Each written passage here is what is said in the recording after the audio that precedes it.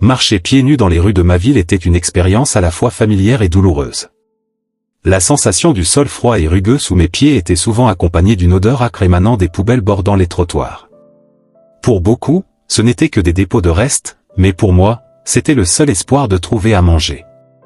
À seulement 15 ans, je connaissais déjà chaque recoin et chaque bruit de cette petite ville de France, où la pauvreté était un lourd manteau qui recouvrait ma famille.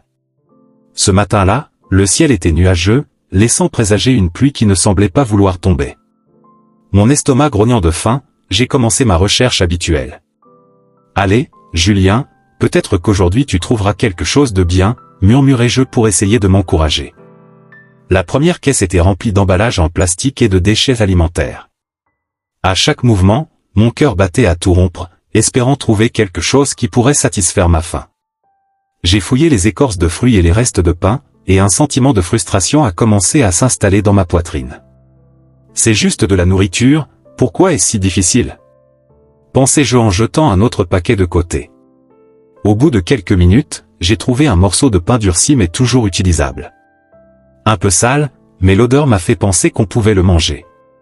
J'ai gardé le pain dans un coin de mon sac à dos, mon petit trésor. Alors que je continuais à chercher, je ne pouvais m'empêcher de me sentir gêné. Les regards des autres, souvent méprisants, me suivaient. Il était difficile d'ignorer les murmures et les regards sales. Regardez le garçon poubelle, j'ai entendu une voix s'éloigner et mon visage était brûlant d'embarras.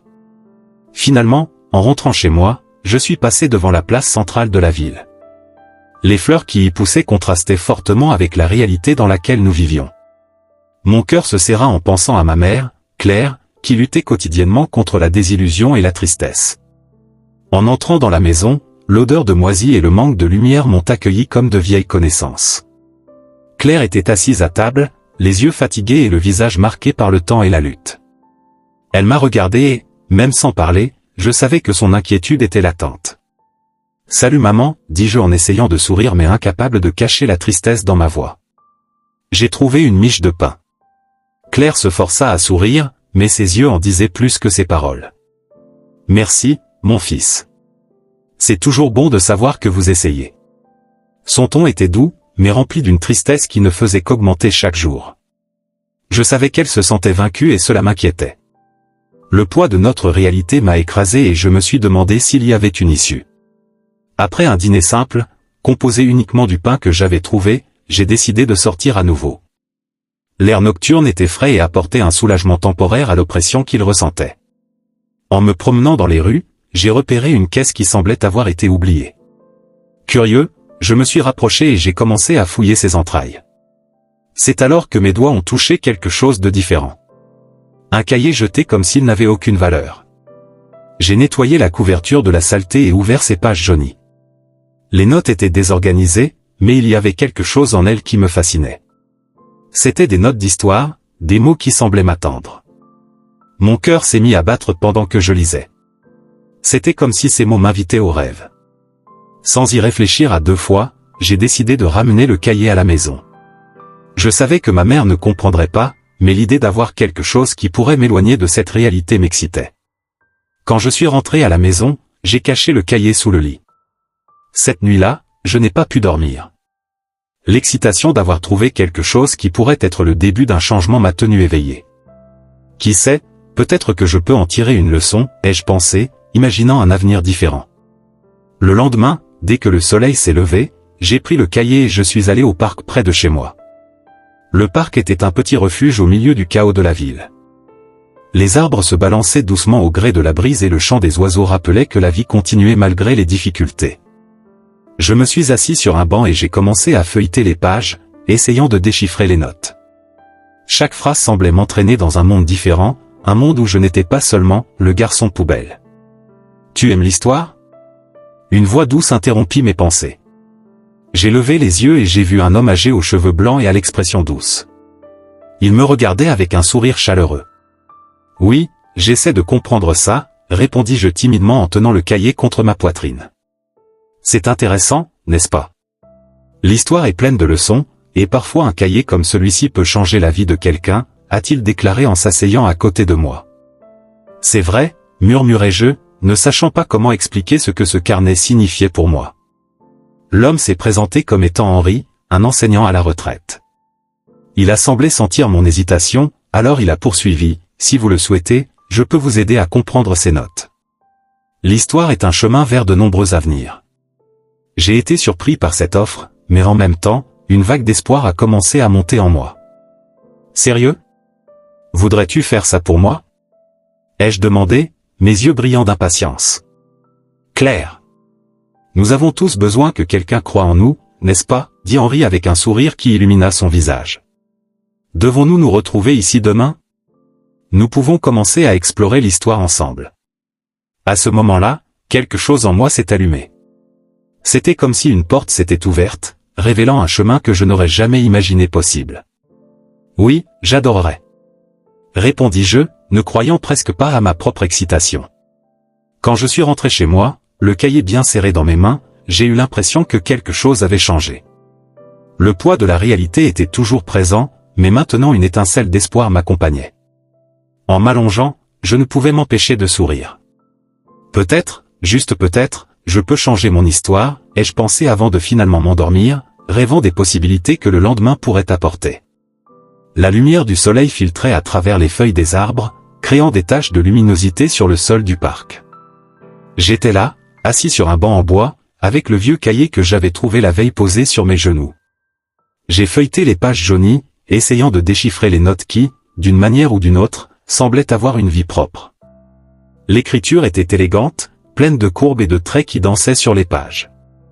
C'était un nouveau monde qui s'ouvrait à moi, un monde dont je n'avais jamais imaginé l'existence. « Pourquoi es-tu si concentré, gamin ?» Une voix rauque interrompit mes pensées. J'ai levé les yeux et j'ai vu un homme âgé, aux cheveux gris et au regard gentil qui semblait porteur d'histoire de vie. « Ah, c'est juste un cahier que j'ai trouvé, » répondis-je timidement. « J'essaie de comprendre certaines choses. » Il s'approcha, regardant le cahier avec intérêt. « Histoire? Mathématiques? Qu'avez-vous ici? » « Cela ressemble à des notes de cours d'histoire, » dis-je, un peu surpris par l'attention qu'il me portait. « Je ne suis pas très doué avec ces choses-là. » L'homme sourit, une expression de compréhension sur le visage. « Voudriez-vous de l'aide? Je suis à la retraite, mais j'aime toujours enseigner. » J'étais hésitant. La fierté et la honte se mélangent dans ma poitrine. Je ne sais pas. Je n'ai jamais beaucoup étudié. Et qui a dit que tu ne pouvais pas commencer maintenant? Il s'est assis à côté de moi, se penchant pour mieux voir le cahier. L'histoire est pleine de leçons et chacun a sa propre histoire à raconter. Ce qui est écrit ici pourrait être un bon début. J'ai senti une petite flamme d'espoir s'allumer en moi. Penses-tu vraiment que je peux apprendre? Bien sûr. L'éducation est la clé de nombreuses portes, a-t-il répondu avec un clin d'œil. Au fait, je m'appelle Henri. Et toi? Julien, murmurai-je, ne sachant toujours pas si j'étais prêt à m'ouvrir à un inconnu. Enchanté de vous rencontrer, Julien. Au cas où tu te poserais la question, je passais par là quand je t'ai vu. La détermination dont vous faites preuve est inspirante. Si tu veux, nous pouvons étudier ensemble. Qu'en penses-tu? L'idée d'avoir quelqu'un pour me guider me paraissait presque surréaliste. Tu ferais ça pour moi? Ai-je demandé avec incrédulité. Pourquoi pas? Tout le monde mérite sa chance, a-t-il déclaré avec un sourire chaleureux. Commençons à comprendre ce que ces notes ont à vous apprendre, puis nous pourrons parler de ce que vous voulez apprendre d'autre. J'ai senti mon cœur s'accélérer. C'était difficile de croire qu'un homme comme Henri puisse s'intéresser à moi. Oui, dit-il finalement. Je voudrais ceci. Au cours des jours suivants, Henri est devenu une présence constante dans ma vie. Il me retrouvait dans le parc, toujours avec un livre ou un cahier sous le bras. À chaque rencontre, je me sentais un peu plus en sécurité, un peu plus en confiance. Il a commencé ses cours avec des histoires fascinantes sur l'histoire du monde, sur les guerres, les révolutions et les personnages qui ont changé le cours de l'humanité. J'écoutais attentivement, absorbant chaque mot comme s'il s'agissait d'un trésor. « Saviez-vous que l'histoire est comme un arbre ?» dit Henri une fois en faisant de grands gestes. Chaque branche représente une possibilité, chaque feuille un choix. En tant qu'individu, nous sommes comme de petites feuilles qui, ensemble, peuvent changer la direction du vent. C'est une façon intéressante de voir les choses, répondis-je, impressionné. Parfois, j'ai l'impression de n'être qu'une branche cassée, sans valeur. Ne sois pas si dur avec toi-même, Julien. Chaque branche a sa vocation, même si vous ne la connaissez pas encore. Et vous avez le potentiel de devenir un arbre feuillu, si seulement vous vous laissez pousser, dit-il, ses yeux brillant d'une sagesse que je comprenais à peine. Au fur et à mesure que les jours se transformaient en semaines, je me sentais plus proche d'Henri. Il n'était pas seulement un enseignant, il était devenu un ami, quelqu'un qui se souciait vraiment de moi et de mon avenir. Nos conversations s'étendaient au-delà des livres et des leçons. Nous avons parlé de rêves, de peur et d'espoir.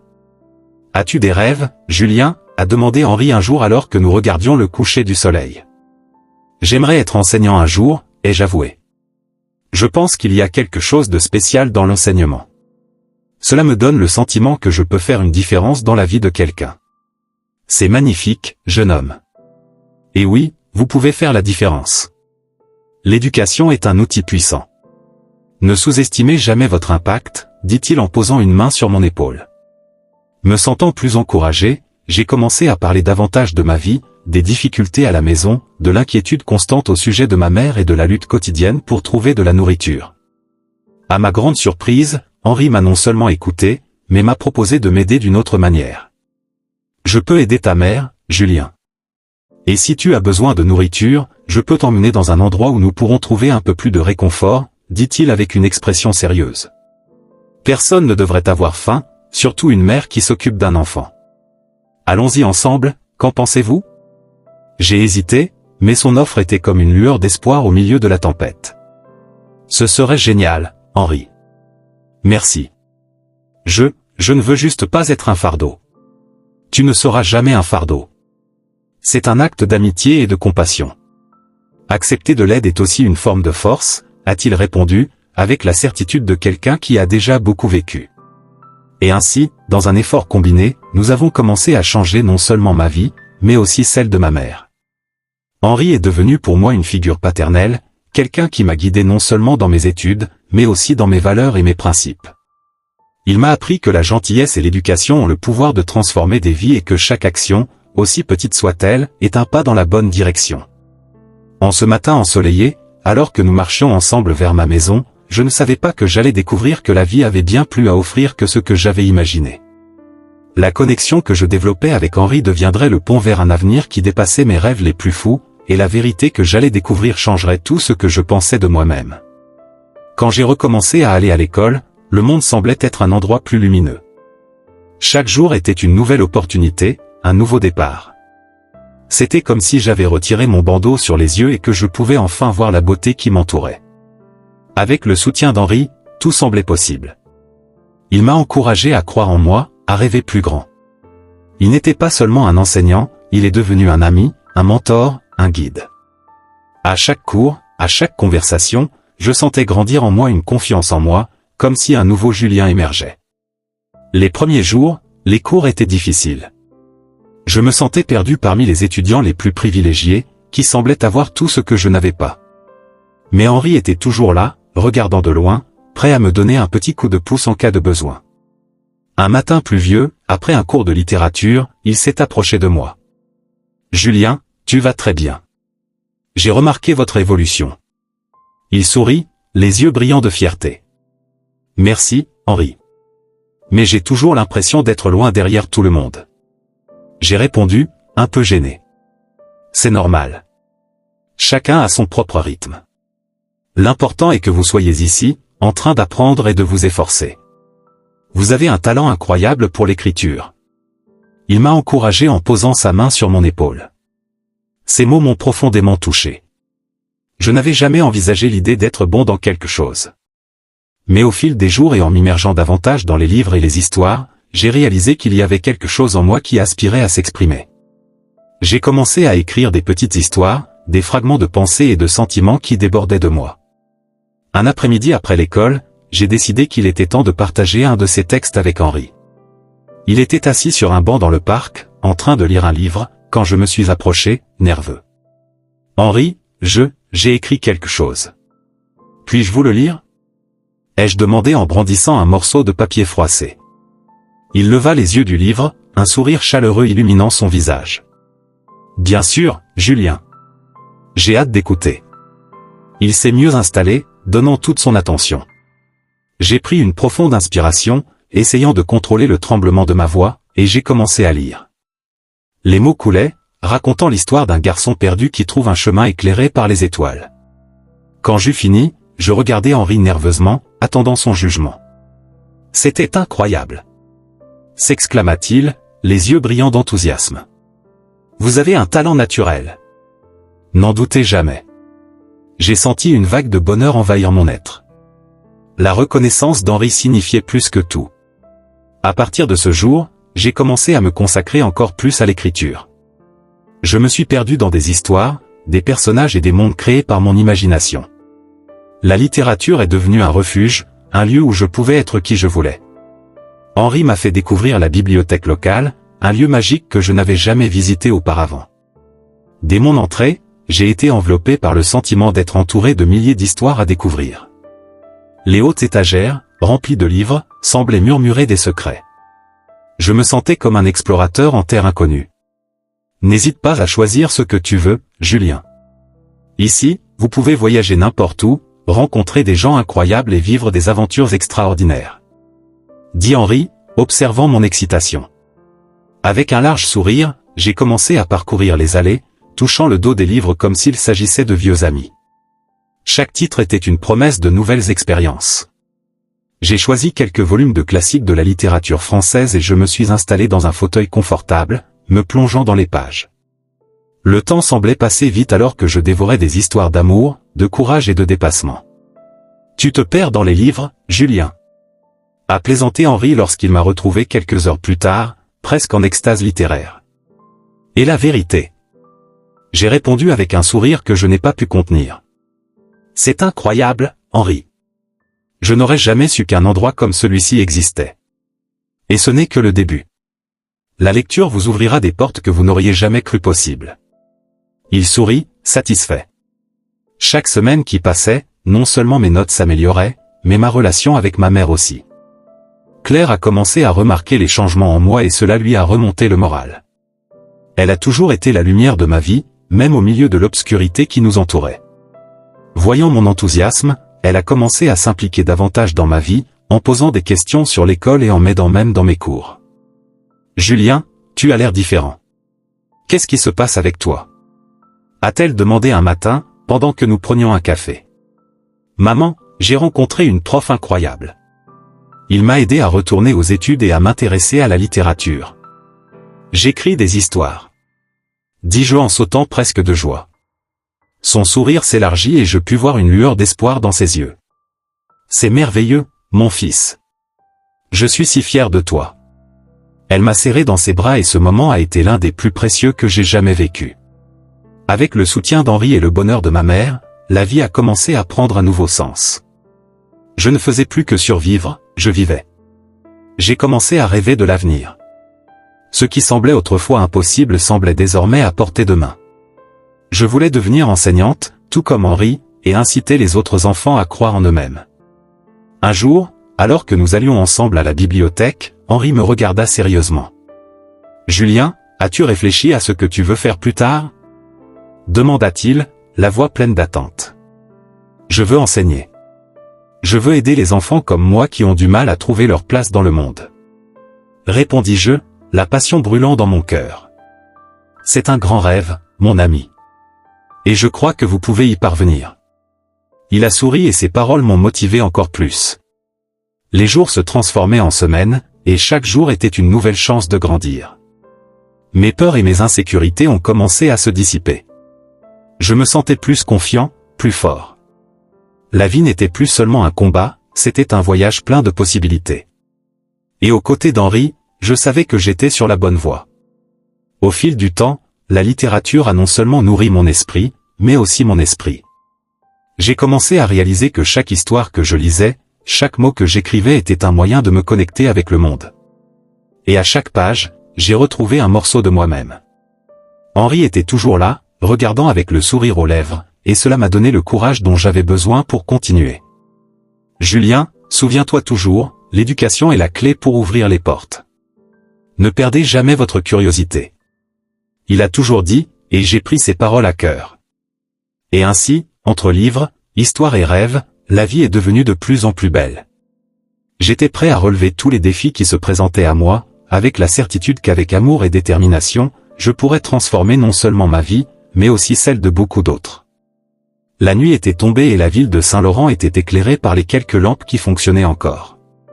L'odeur des détritus flottait toujours dans l'air, mais je m'y suis habitué. Cependant, ce n'était pas seulement l'odeur qui me dérangeait, c'était le sentiment de n'appartenir à nulle part. Les paroles d'Henri résonnaient dans mon esprit, mais le doute revenait toujours, comme un écho insistant. Tu n'es plus que tes origines, Julien. Vous êtes ce que vous décidez d'être. Mais comment pourrais-je croire cela alors que mes collègues se moquaient de moi et murmuraient à mon passage? À l'école, les choses ont commencé à changer quand Henri est entré dans ma vie. Il est devenu un point de lumière dans mes ténèbres, un phare qui me guidait quand tout semblait perdu. Mais même ainsi, les regards méprisants étaient toujours là. Les garçons de la classe, notamment Thomas et Lucas, n'ont pas manqué l'occasion de m'attaquer. « Regardez le garçon poubelle », ont-ils dit en riant alors qu'ils me poussaient légèrement. Dans des moments comme ceux-là, j'ai senti mon cœur se serrer. C'était comme s'ils voulaient me rappeler que peu importe tous mes efforts, je serais toujours ce garçon qui fouillait dans les poubelles à la recherche de nourriture. Cette nuit-là, après une vive dispute avec ma mère, Claire, au sujet de mon avenir, j'étais prêt à abandonner. Elle était tellement épuisée et inquiète que je ne voulais pas être un autre fardeau. « Julien, tu dois te concentrer sur tes études. Je ne veux pas que tu abandonnes. Tu es intelligent, tu peux avoir un avenir meilleur », a-t-elle insisté, mais j'avais l'impression de m'éloigner d'elle. Sa voix était un mélange d'espoir et de désespoir, et je ne savais pas comment y faire face. Mais et si je n'y arrive pas? Et si je ne suis pas assez bien, ai-je demandé, la frustration transparaît dans ma voix. Claire se tut et le poids de ses paroles me frappa comme un coup de poing dans le ventre. Je ne voulais pas la décevoir, mais la pression me rongeait. Cette nuit-là, alors que les ombres dansaient sur les murs de ma chambre, j'ai laissé l'obscurité m'emporter. L'idée d'abandonner mes études m'a séduit, comme une évasion de la douleur que je ressentais. Je m'appuyais contre le mur, pensant à tout ce que j'avais vécu, à quel point tout semblait si difficile. C'est alors que le léger coup frappé à la porte m'a ramené à la réalité. « Julien, je peux entrer ?» La voix d'Henri sonnait comme un baume. Je n'ai pas répondu, mais il est quand même entré. Il a toujours eu cette capacité à envahir mon espace, non pas comme un envahisseur, mais comme un ami attentionné. « Je réalise que tu es bouleversé, » dit-il en s'asseyant à côté de moi. « Ce qui se passe ? Je ne sais pas si je peux continuer, Henri. Parfois, j'ai l'impression que la vie n'est qu'une bataille sans fin et que je suis en train de perdre, avouai-je, la tristesse dégoulinant de ma voix. Il m'a regardé dans les yeux et j'ai vu une lueur de compréhension. « Julien, la vie est pleine de défis.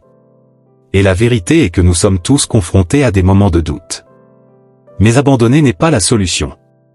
Vous avez une lumière en vous, quelque chose que personne ne peut vous enlever. Et je suis là pour vous aider à trouver cette lumière, » répondit-il d'une voix ferme. J'ai ressenti une vague de gratitude pour cet homme. Non seulement il croyait en moi, mais il m'a aussi encouragé à croire en moi. J'ai pris une profonde inspiration et me suis fait une promesse silencieuse à ce moment-là. Je ne pouvais pas abandonner. Pas seulement pour moi, mais pour ma mère, pour Henri et pour tout ce que j'avais déjà accompli.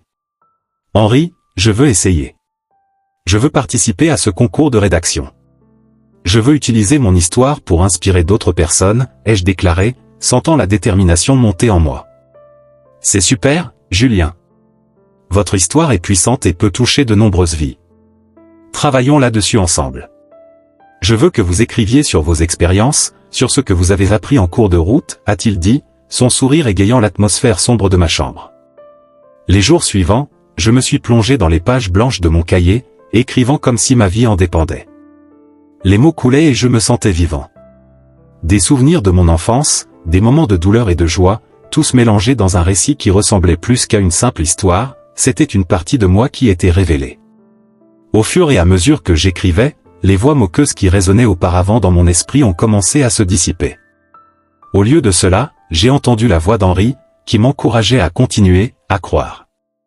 Un matin, alors que je révisais mes brouillons, Henri apparut à ma porte avec un large sourire. « Prêt pour la prochaine étape, mon jeune écrivain ?» demanda-t-il, les yeux brillants d'excitation. J'ai ri, sentant l'anxiété commencer à se transformer en excitation. Oui, je suis prête. Aide-moi à donner vie à cette histoire, répondis-je en fermant le cahier et en me levant. Nous nous sommes assis ensemble à la table de la cuisine, entourés de feuilles de papier et de stylos. Henri m'a guidé tout au long du processus d'organisation des idées, façonnant mon texte en quelque chose qui puisse vraiment toucher les gens.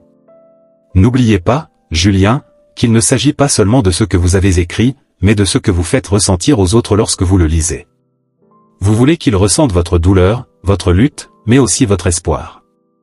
Et vous l'avez en vous, a-t-il dit, et ces paroles sont devenues un mantra dans mon esprit. Au moment où je l'écrivais, quelque chose a changé en moi. Je n'étais plus le garçon poubelle. J'étais un écrivain, une voix qui pouvait être entendue. Et même si le chemin était encore semé d'embûches, j'étais déterminé à aller de l'avant. À chaque ligne que j'écrivais, j'avais l'impression que l'histoire ne concernait pas seulement moi, mais aussi tous ceux qui ont traversé une période difficile. Je voulais que mon histoire serve de lumière à ceux qui se sentent perdus et désespérés. Et quand j'ai finalement terminé le brouillon, une vague d'émotion m'a submergé. J'avais mis mon âme dans ce texte. Henri, je l'ai fait. J'ai écrit sur ma vie et sur la façon dont l'éducation m'a donné une nouvelle perspective, me suis-je exclamé, et il m'a serré dans ses bras pour me féliciter. Maintenant, il est temps de le soumettre au concours. Ce n'est qu'un début, Julien. Allons ensemble jusqu'au bout, a-t-il dit, et je savais qu'avec lui à mes côtés, j'étais prêt à relever tous les défis qui se présenteraient à moi. Alors que nous marchions vers l'école pour remettre notre texte, le soleil a commencé à se coucher, rendant le ciel orange et rose. C'était un nouveau jour, une nouvelle chance. Et malgré les défis qui m'attendaient encore, j'avais le sentiment d'être enfin sur la bonne voie. La salle était pleine. J'ai regardé le public et j'ai ressenti des papillons dans le ventre, mais aussi une vague d'excitation. C'était pour moi l'occasion de partager mon histoire, de donner une voix à tous ceux qui, comme moi, ont affronté des défis et ont trouvé l'espoir au milieu des ténèbres. J'avais gagné le concours de rédaction et j'avais maintenant l'occasion de parler de l'importance de l'éducation et de la résilience. Henri était au premier rang, son regard fier m'encourageait à continuer. Bon après-midi à tous, commençai-je en essayant de garder ma voix ferme. Je m'appelle Julien et je suis un jeune homme qui, comme beaucoup, a connu des difficultés. Mais l'éducation a changé ma vie. Pendant que je parlais, j'ai vu des personnes devant sécher leurs larmes. Je ne m'attendais pas à ce que mon histoire touche autant de cœurs. J'ai parlé des nuits où je fouillais dans les poubelles à la recherche de nourriture, des conversations silencieuses avec ma mère, Claire, et comment le cahier trouvé dans la poubelle m'a conduit vers Henri, qui est devenu mon mentor. Chaque mot semblait couler naturellement, comme si un courant d'émotion me guidait. Quand j'ai rencontré Henri, ai-je poursuivi, il m'a non seulement appris à lire et à écrire, mais il m'a aussi montré que je pouvais rêver. Il m'a donné la force de croire que j'étais plus qu'un simple « trash boy ». En disant cela, j'ai senti une ombre passer sur mon cœur. C'était l'opinion que beaucoup avaient de moi, et c'était douloureux de s'en souvenir. Au milieu de mon discours, j'ai repéré un visage familier dans la foule. C'était Lucas, un vieil ami d'enfance. Il avait une expression sérieuse, presque provocatrice. Je me demandais à quoi il pensait. Après avoir terminé ma présentation, applaudi par tout le monde, j'étais entouré de personnes désireuses de me féliciter. Mais Lucas s'est approché et sa présence m'a inquiété. « Félicitations, Julien », dit-il avec un sourire qui ne semblait pas sincère. « J'ai entendu dire que tu es devenu écrivain maintenant. Mais tu sais que beaucoup en ville te voient encore comme le garçon poubelle, n'est-ce pas ?» Ces paroles tranchent comme un poignard. Je savais qu'il ne mentait pas, mais je ne m'attendais pas à ce que quelqu'un ait l'audace de me le rappeler à ce moment-là. « Je ne le suis plus, répondis-je, essayant de rester calme. Je suis plus que mon passé. Je suis étudiant, écrivain et je suis ici pour inspirer les autres. » Malgré tout, le doute a commencé à envahir mon esprit. Pourrais-je vraiment laisser cette étiquette derrière moi? Le changement a-t-il été visible par tout le monde? J'espère juste que tu n'oublieras pas d'où tu viens, dit Lucas avec un ton d'avertissement. Beaucoup de gens ne changent pas, Julien. Ils se cachent juste derrière un nouveau masque. Il s'éloigna, me laissant dans un tourbillon de pensées. Henri est venu vers moi en posant sa main sur mon épaule. Tu as fait un excellent travail, mon garçon. Ne laisse pas les paroles de Lucas t'effrayer. Ce qui compte, c'est qui tu es maintenant, pas qui tu étais. Sa voix était calme, mais je sentais toujours l'agitation en moi. Tu penses qu'il a raison, Henri? Ai-je demandé à voix basse. Et si je ne parvenais jamais à me débarrasser de cette étiquette? Et si je n'étais toujours qu'un poubelle? L'insécurité m'a enveloppé comme un nuage sombre. Henri sourit, mais il y avait une pointe de sérieux dans ses yeux. Julien, nous avons tous un passé. Ce qui définit qui nous sommes, c'est la façon dont nous choisissons d'y faire face. Vous avez gagné ce concours parce que vous vous êtes battu pour cela. Vous méritez d'être ici, et personne ne peut vous l'enlever. Après l'exposé, j'étais encore réfléchi, absorbant tout ce qui s'était passé. La salle commença à se vider et je vis Henri s'éloigner pour parler à des professeurs. Il semblait si confiant et satisfait, alors que j'étais encore aux prises avec l'ombre de ce que Lucas avait dit. Lorsque nous nous sommes enfin revus, Henri m'a félicité. Tu as été incroyable, Julien. Ta voix est puissante et tu as le potentiel de changer des vies. J'ai souri, mais l'insécurité m'accompagnait toujours. Merci, Henri. Mais j'ai toujours l'impression que les gens me voient d'une manière que je ne suis plus. Que puis-je faire pour changer cela? La frustration se montrait dans ma voix. Continuez à faire ce que vous faites le mieux, écrire et partager votre histoire. Les mots ont le pouvoir de façonner les perceptions des gens. Si vous continuez à être authentique, ils finiront par voir qui vous êtes vraiment. En entendant ces paroles, une petite flamme d'espoir a commencé à s'allumer dans mon cœur. Je savais que je ne faisais que commencer. En sortant de l'auditorium, j'ai regardé autour de moi, remarquant des visages qui n'étaient plus étranges. Beaucoup de gens souriaient, certains me saluaient même. Cela m'a donné un peu plus de confiance. Mais pendant que nous marchions, quelque chose en moi bougeait encore. Le doute persistait. Et si Lucas avait raison? Et si la lutte pour l'acceptation et la reconnaissance était plus difficile que je ne l'imaginais? La nuit tombait et j'essayais de changer de sujet, essayant de me débarrasser de l'incertitude. Henri, qu'est-ce que tu vas faire maintenant? As-tu des projets pour le week-end? Ai-je demandé, essayant de garder la conversation légère. Ah, j'ai une idée, répondit-il, une étincelle dans les yeux. Je pensais t'emmener à la bibliothèque et t'aider à choisir de nouveaux livres. La littérature est un monde sans fin et il y a encore tant de choses à explorer. Ce serait génial. M'exclamai-je, sentant l'excitation m'envahir. J'adorerais découvrir de nouveaux auteurs. Chaque fois que je suis entouré de livres, j'ai l'impression de pouvoir aller n'importe où. Henri a souri et le poids dans mon cœur a commencé à s'alléger. Donc, c'est un plan. Et souviens-toi, Julien, que la vie est un processus d'apprentissage constant. Chaque jour est une nouvelle chance de se réinventer. Alors que nous marchions ensemble sous les lumières de la ville, un sentiment d'espoir a recommencé à renaître en moi. Je pourrais être plus que mon passé. Avec le soutien d'Henri et la détermination qui grandissait en moi, j'ai pu façonner mon avenir. Et qui sait? Un jour, les mots que j'écris pourraient inspirer les autres à trouver leur propre voie et leur propre force. Ainsi, même au milieu de l'incertitude, j'ai continué à marcher, un pas à la fois, vers un avenir qui n'était pas encore écrit. La brise froide d'automne passait par la fenêtre de l'hôpital, apportant avec elle une odeur caractéristique de désinfectant et un léger sentiment de désespoir. J'étais assis sur une chaise dure, attendant que l'infirmière m'appelle dans la chambre de ma mère. Son cœur battait à tout rompre, un mélange d'inquiétude et de peur. Le coup de téléphone que j'ai reçu plus tôt résonnait encore dans ma tête. « Julien, ta mère est malade. Viens vite. » Les paroles de l'infirmière m'ont tourmenté. Lorsque la porte s'ouvrit enfin, une lumière éblouissante remplit le couloir. « Julien. » L'infirmière m'a appelé et je me suis levé en déglutissant difficilement. La pièce était faiblement éclairée et le son du moniteur cardiaque rappelait constamment la fragilité de la vie. En entrant, je trouvais Claire allongée sur le lit, pâle et fatiguée. Ses yeux, qui brillaient autrefois avec la force d'une lionne, étaient désormais ternes. « Salut, mon amour, dit-elle avec un faible sourire. Désolé de t'inquiéter.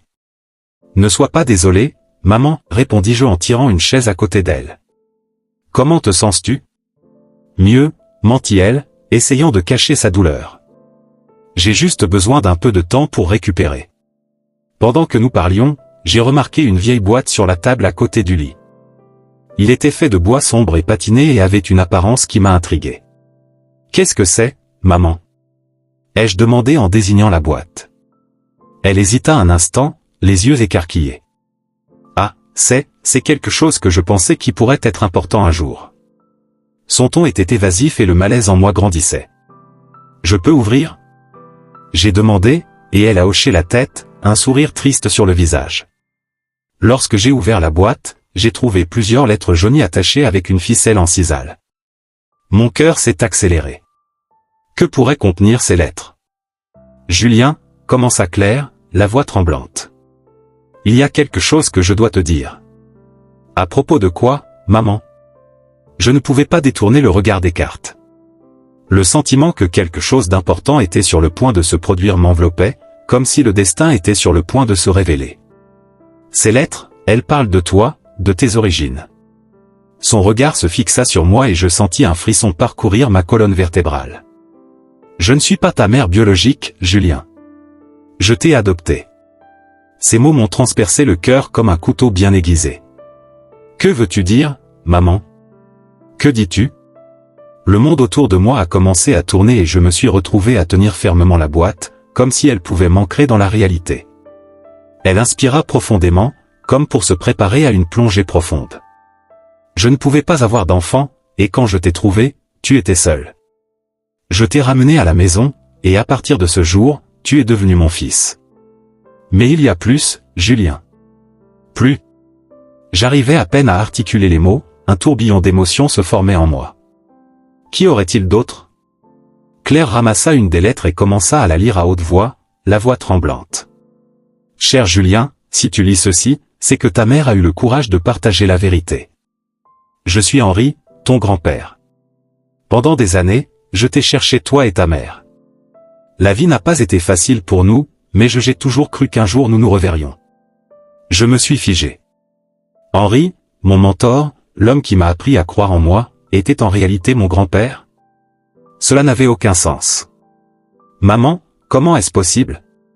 J'étais sous le choc, les pièces du puzzle ne s'emboîtaient pas, pourquoi tu ne me l'as jamais dit ?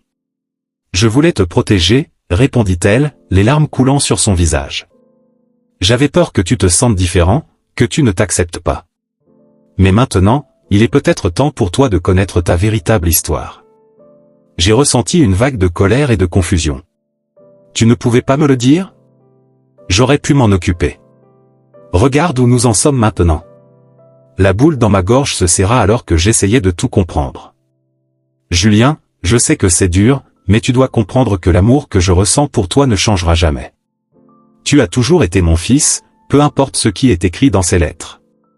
Mais je ne suis pas celui que je pensais être, murmurai-je en regardant la boîte et ces lettres comme si elles étaient la cause de toute ma douleur. Et Henri, est-ce qu'il le savait ? Il l'a toujours su, chérie. Il était là pour toi, t'aidant à te retrouver, même si tu ne connaissais pas la vérité. Claire m'a touché la main, son regard suppliant. S'il te plaît, ne me déteste pas. J'ai fait ce que je pensais être le mieux à ce moment-là. Un lourd silence s'installa entre nous. En regardant la boîte, j'ai réalisé que j'étais sur le point d'ouvrir une partie de moi-même que je n'avais jamais connue. Puis-je lire les lettres ? Ai-je demandé, ma voix à peine au-dessus d'un murmure. Elle a hoché la tête et j'ai pris une lettre, les mains tremblantes. J'ai commencé à lire à haute voix et chaque mot semblait résonner dans mon cœur. Cher petit-fils, si tu lis ceci, cela signifie que tu es enfin prêt à connaître tes racines. En lisant, j'ai réalisé que la douleur de la révélation ne concernait pas seulement qui j'étais, mais aussi tout ce que j'avais construit. Mon identité était liée à des histoires dont j'ignorais l'existence. Qu'est-ce que cela signifiait pour moi ? Pour ma relation avec Henri ? Quand j'ai fini la première lettre, j'ai regardé Claire qui était en larmes. Maman, je ne sais pas quoi penser. Je sais que c'est beaucoup, mais tu dois comprendre que la vérité n'efface pas l'amour que nous avons construit ensemble. Ces paroles ont résonné dans mon esprit. L'amour a toujours été ce qui nous a réunis, quels que soient les liens biologiques. Mais maintenant, je devais concilier cette nouvelle vérité avec tout ce que j'avais vécu. J'ai besoin de voir Henri, déclarai-je, une détermination montant en moi. Je dois comprendre tout ça. Il est là, Julien. Il t'attend. Je me levai, la boîte toujours à la main, avec l'impression que la vérité était sur le point de se dévoiler devant moi. J'ai quitté la pièce le cœur lourd, mais prêt à affronter tout ce qui allait suivre.